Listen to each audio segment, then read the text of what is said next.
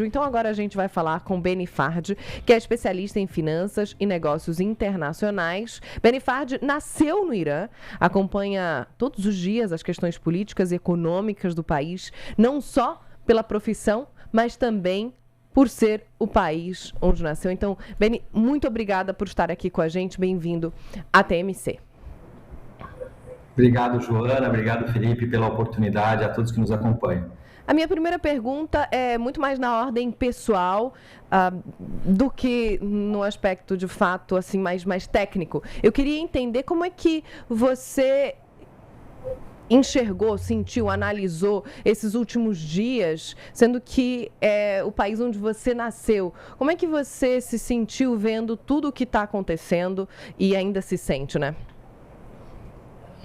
Bom, Joana, após a queda do Shah Reza Pahlavi em 1979 e a ascensão do Ayatollah Khomeini como líder supremo do Irã, uma série de eventos aconteceram de supressão de direitos e também de radicalização do Estado, que fez com que milhões de iranianos buscassem novos lares, e assim foi o nosso caso. Nós migramos para o Brasil, minha família migrou para o Brasil em 1987, já tinham se passado alguns anos, ainda na tentativa do meu pai, especialmente da minha mãe, de permanecer no país, acreditando que aquilo poderia ser passageiro, mas não era. E a sensação de todos os iranianos que tiveram que deixar sua terra, e essa é a minha sensação, meu sentimento, é de tristeza com tudo que está acontecendo ao longo dos últimos 47 anos com o povo iraniano, um povo amistoso, um dos povos mais receptivos e amigáveis do mundo, de uma história milenar, de uma tradição diplomática de direitos humanos que vem lá de Ciro o Grande, da Pérsia, há mais de 2.500 anos, citando pela primeira vez os direitos humanos. Então a gente tem isso tudo sendo deturpado, distorcido por um regime teocrático, ditatorial, liderado por figuras religiosas que misturaram Estado e fé e religião. E o Estado deixando de ser laico, Joana, é um perigo para qualquer nação, e foi o que aconteceu em 79. Então, indo ao teu ponto, a leitura que nós fazemos enquanto iranianos que deixaram o país há mais tempo ou menos tempo é de esperança, ao mesmo tempo que a gente sente tristeza, angústia, mas de esperança de que esse movimento perpetrado por Donald Trump e Benjamin Netanyahu possa, de alguma forma, fortalecer, dar forças ao povo iraniano, que na sua absoluta maioria não quer esse regime, e que esse povo iraniano que está nas ruas protestando há semanas e sendo massacrado pela Guarda Revolucionária, que é uma organização, infelizmente, que lida com o povo iraniano, com o seu próprio povo de forma truculenta, de que o povo iraniano nas ruas possa, através da insurgência, derrubar o regime de dentro para fora. Essa é a esperança. A gente, quando vai amadurecendo na vida, a gente fica um pouco mais cético quanto a uma série de coisas. Então, a leitura, especialmente minha e de especialistas de mercado, é que Donald Trump não está fazendo esse movimento para levar democracia ao Irã, assim como Bush filho fez na década de 2000 para levar a democracia, bem entre aspas, por não é essa a intenção. O que está acontecendo é um movimento coordenado com Israel para assegurar a sobrevivência de Israel, e a gente percebe que é um movimento de esperança, e a gente, ao mesmo tempo que se entristece com as mortes, torce para que esse movimento seja cirúrgico, rápido, e que o povo possa se insurgir contra o regime e tomar conta do país. Beni, como você lembrou, a cultura persa é riquíssima e muito antiga e contribuiu muito para a cultura do Ocidente, né? Tanto a cultura persa como a própria cultura iraniana, falando aí de século XX para cá, século XIX, século XX para cá. E um dos grandes problemas de simplificar análises sobre o que acontece num país distante é a gente confundir, e isso acontece tanto, né? Confundir o regime teocrático com o povo, né? Então os iranianos são isso, os iranianos são aquilo, sendo que, na verdade, né, aquilo e isso são as lideranças teocráticas.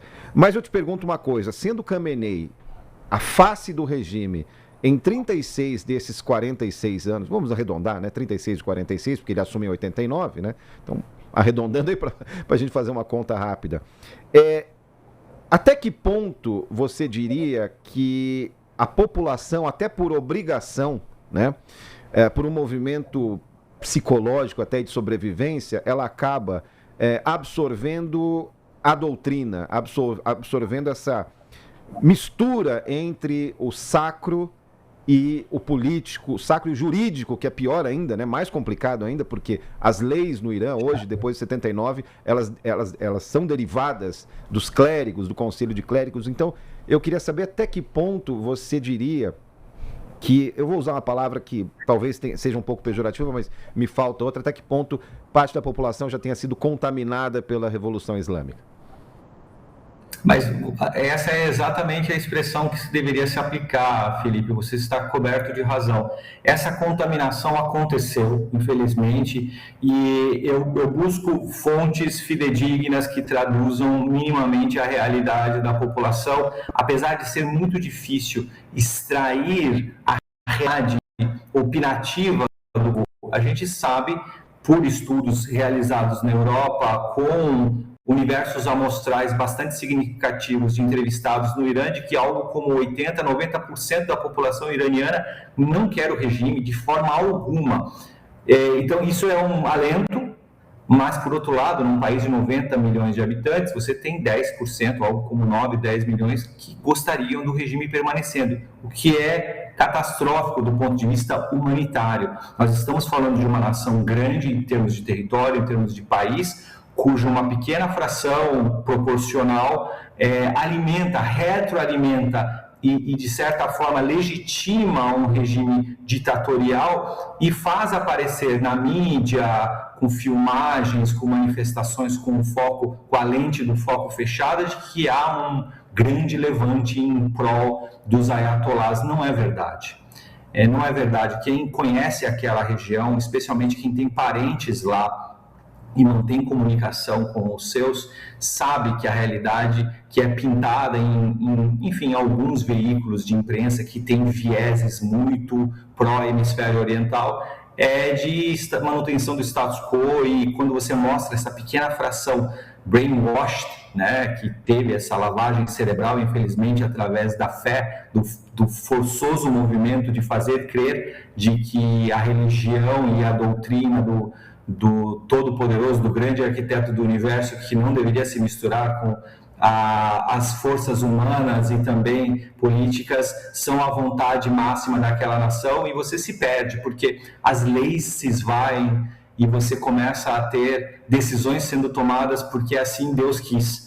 E a justiça deixa de existir, a liberdade deixa de existir, e assim por aí adiante. Então, 10%, algo como 10% da população iraniana tem essa característica de apoiar o regime, e aí aqui eu não faço juízo de valor do porquê eles fazem esse apoio, se é por dependência financeira, dependência psicológica, dependência espiritual, mas a absoluta maioria não o quer. E quando você tem essa dicotomia, Felipe, você teria todos os ingredientes para uma insurgência, mas por que a população, grande maioria de jovens que querem a mudança do regime, não conseguem?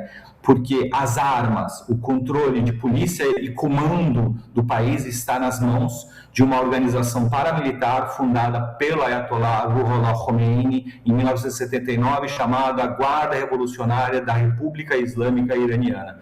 Então, essa Guarda Revolucionária, ela age nas sombras e algumas vezes à vista da mídia e da população, e ela causa todos os tipos de males que vocês possam imaginar, desde efeitos psicológicos, de supressão das vontades das pessoas e de coerção psicológica, até crime de opinião. A gente está vivenciando mais no Ocidente, mas lá no Oriente o crime de opinião é antiquíssimo aqui, se a gente analisar o Irã há 47 anos. Então, você não pode opinar, você não pode se manifestar, você não pode agir de forma a destoar da Sharia e também das vontades dos clérigos, senão você vai ser penalizado pela Guarda Revolucionária. Então, isso faz com que a absoluta maioria da população não tenha condições de se levantar. É como se o Irã estivesse aprisionado, encapsulado em uma grande redoma chamada regime islâmico xiita, implantado por Ayatollah Ruhollah Khomeini, que foi continuado, sedimentado pelo seu sucessor, o Ayatollah Ali Khamenei, que ficou esses anos todos impetrando essas barbáries. É um regime repugnante que está atentando contra a humanidade há 47 anos e cometendo crimes contra a humanidade há 47 anos.